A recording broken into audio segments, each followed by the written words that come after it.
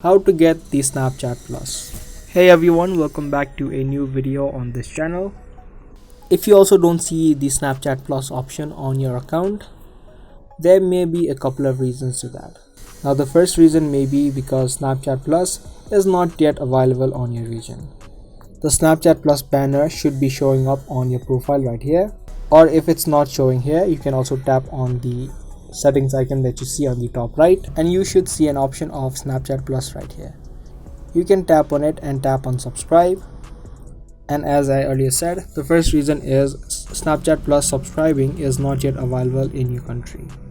If that is the case, you cannot do anything about it, and you'll need to wait out until Snapchat releases it in your country.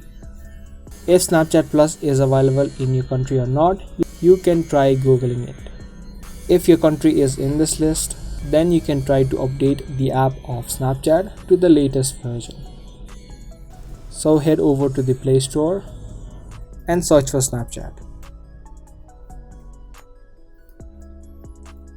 If there are any new updates, you can just tap on update and update the app. And once you updated your Snapchat to the latest version, you should be able to see the Snapchat Plus on your Snapchat account.